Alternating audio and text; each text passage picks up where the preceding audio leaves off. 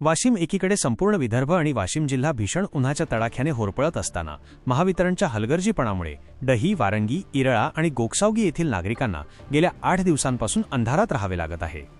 महावितरणच्या या गलथान कारभाराविरोधात आज डही येथील नागरिकांनी मालेगाव कार्यालयावर धडक दिली। यावेळी कार्यालयात एकही जबाबदार अधिकारी हजर नसल्याने संतापलेल्या नागरिकांनी अधिकाऱ्याच्या रिकाम्या खुर्चीला हार घालून अनोख्या पद्धतीने निषेध व्यक्त केला। गेल्या 8 दिवसांपासून वीज नसल्यामुळे जनजीवन विस्कळीत झाले आहे।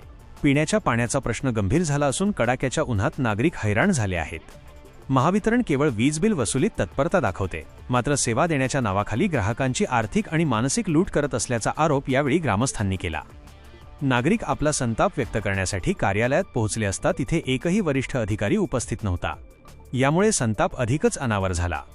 यावेळी शिवसेनेचे तालुका संघटक गजानन बोरचाटे यांनी आक्रमक पवित्रा घेत इशारा दिला की येत्या 2 तासांत या गावांचा वीज पुरवठा सुरळीत झाला नाही तर शिवसेना आपल्या स्टाईलने आंदोलन करेल आणि होणाऱ्या परिणामांना सर्वस्वी महावितरण प्रशासन जबाबदार असेल।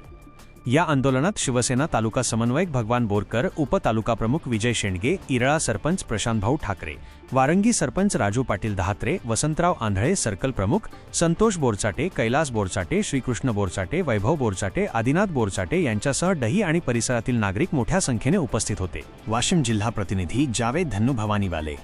अशा नवनवीन बातम्यांसाठी चॅनलला सबस्क्राईब करा आणि पाहत रहा MH न्यूज मराठी।